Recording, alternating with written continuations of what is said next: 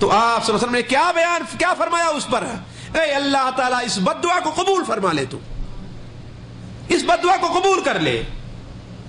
اور تیسرا وہ شخص ہے کہ جس کے سامنے اے محمد اللہم صلی اللہ علیہ وسلم آپ کا نام لیا جائے، آپ کا نام لیا جائے، آپ کا ذکر خیر ہو، اور اپنی 2 تولے کی زبان کو ہلا کر کے وہ اللہم صلی علی محمد یا صلی اللہ علیہ وسلم نہ کہہ لے، اس سے بڑا بدبخت کوئی نہیں، وہ اللہ تعالیٰ کی رحمت سے دور ہو۔ اس پر بھی آپ نے کیا فرمایا؟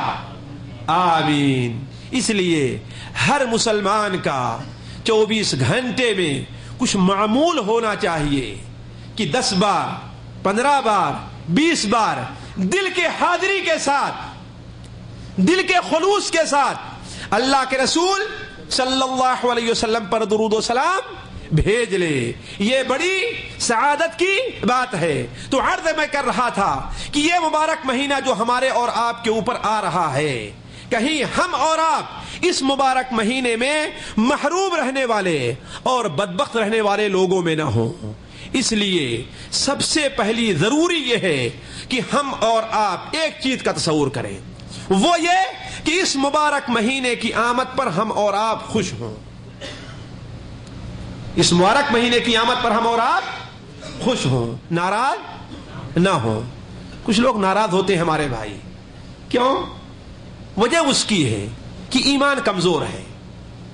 سال بھر 11 مہینے گزر جاتے ہیں لیکن اللہ کے لیے روزہ رکھنے کی توفیق نہیں ہوتی ہے کہ نہیں؟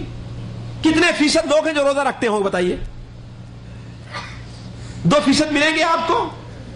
5% ملیں گے آپ کو؟ نا ایک مومن بندے کے لیے، ایک جنت کے طلبگار کے لیے، ایک اللہ کے رسول صلی اللہ علیہ وسلم محبت کرنے والے کے لیے، ایک آپ کا نام سن کر کے انگوٹھا چومنے والے کے لیے صرف یہ اتنا کافی نہیں ہے کہ آپ صلی اللہ علیہ وسلم نے جو فرائض بتلائے ہیں اسی کے اوپر عمل کر لے، اور آپ نے جو سنتیں بتلائی ہیں ان کے اوپر عمل نہ کرے۔ آپ صلی اللہ علیہ وسلم کی حدیث جو سنن میں ہے، آپ لوگوں نے بار بار سنی ہوگی کہ دن قیامت میں سب سے پہلے کس چیز کا حساب لیا جائے گا؟ نماز کا حساب لیا جائے گا۔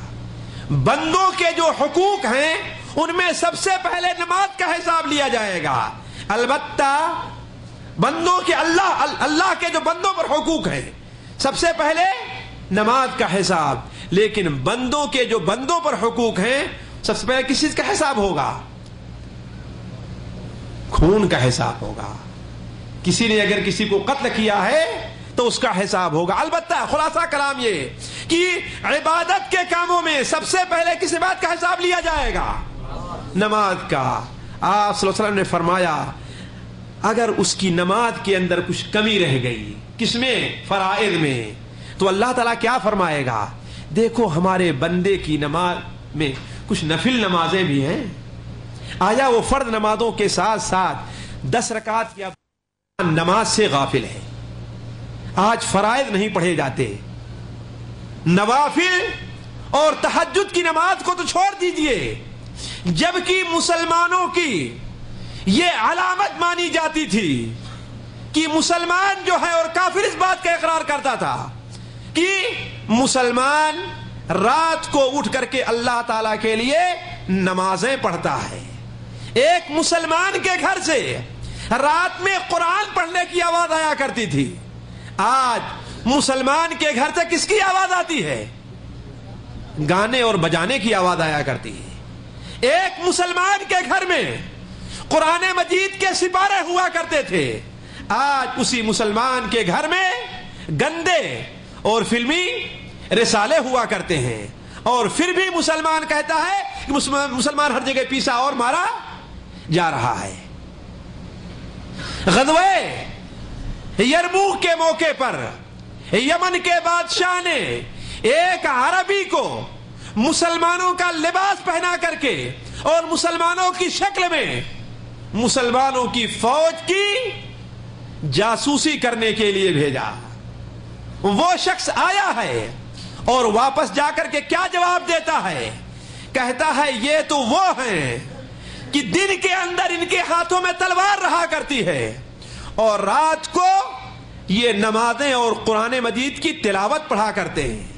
اور کہا ہر خیمے سے، میں گھروں کی بات نہیں کر رہا ہوں، ہر خیمے سے نماز پڑھنے کی اور قرآن مجید کی تلاوت کی ایسی آواز آتی ہے کہ اگر ان کے بیچ میں تم کسی سے بات کرنا چاہو تو اس کے کان میں بات کہنی ہوگی، ورنہ آواز کی وجہ سے بات سنائی نہیں دے گی.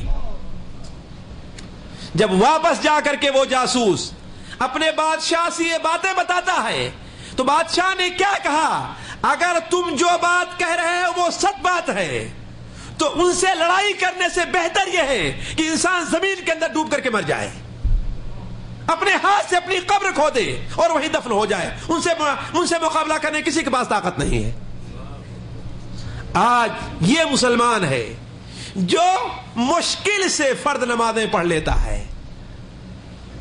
ہم مولوی اور حافظ لوگ بھی بڑی مشکل سے فرائض کے اوپر جو ہے، اور اگر کوئی آدمی صرف فرض پڑھ لیتا ہے تو ہم کیا کہیں گے، بڑے اچھے آدمی ہیں، نمازی ہیں، بڑے اچھے آدمی ہیں، نمازی ہیں. حالانکہ نبی کریم صلی اللہ علیہ وسلم نے جو معیار بتایا ہے وہ معیار صرف فرض پڑھنے والے کے لیے نہیں ہے.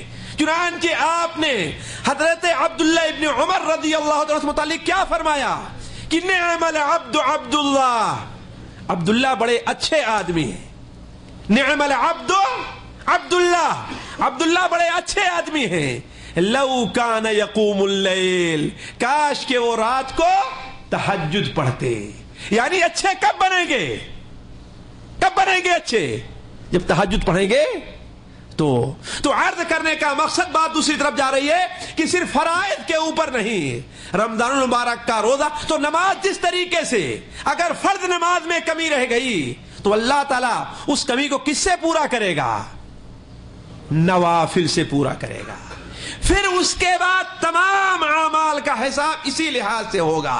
یعنی زکوٰۃ فرض کے اندر کوئی کمی رہ گئی تو نفلی صدقات سے وہ کمی پوری کی جائے گی، اور فرض روزے کے اندر کوئی کمی رہ گئی ہے تو وہ نفلی روزوں سے وہ کمی پوری کی جائے گی. یہاں ہمارے روزے کے اندر نقص تو رہتا ہے لیکن اس کو پورے کرنے کی کوئی چیز ہمارے پاس موجود نہیں ہے، اسے پورا کرنے کی کوئی چیز ہمارے پاس موجود نہیں ہے. سوچیں کون سا انسان ہے جو دعویٰ کر سکتا ہے کہ ہمارے روزے کے اندر کوئی کمی نہیں رہ گئی ہے؟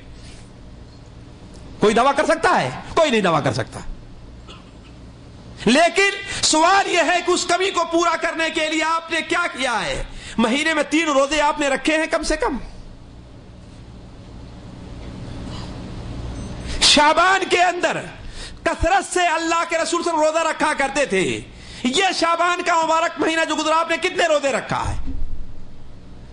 شب برات تو منا لی ہوگی اور کہو گے یہ تو وہابی لوگ ایسے ہیں یہاں شب برات بھی نہیں منائی جاتی ہے. کچھ لوگ ہمارے ایسے کہتے ہیں یہاں نہ شب برات ہے نہ معراج ہے، معراج کی شب ہے، اور نہ محرم ہے نہ دسہرہ ہے، کوئی چیز نہیں ہے، بالکل روکھا سوکھا مذہب ہے یہ. تو شب برات کے لیے تو بڑی کوشش نہیں ہوگی جو اللہ کے رسول صلی اللہ علیہ وسلم نے نہیں منائی ہے، کبھی بھی نہیں منائی ہے. لیکن اس مبارک مہینے میں کثرت سے آپ جو روزہ رکھتے تھے تو سوال یہ ہے کہ اے رسول صلی اللہ علیہ وسلم کی محبت کے دعویٰ کرنے والے، تم نے کتنے روزے اس مہینے میں رکھے ہیں؟ کتنا روزہ رکھا ہے کہ اگر رمضان کے روزے میں کوئی کمی رہ جائے تو یہ روزہ پورا کر لے گا. اس لیے ذرا غور کریں، ذرا غور کریں. ہر نماز، فرض نماز سے پہلے اور بعد میں تقریباً کچھ سنتیں ضرور رکھی گئی ہیں. مثال کے طور پر مغرب ہے، اس کے پہلے سنت نہیں تو بعد میں سنت ہے. اس کے پہلے بھی سنت ہے لیکن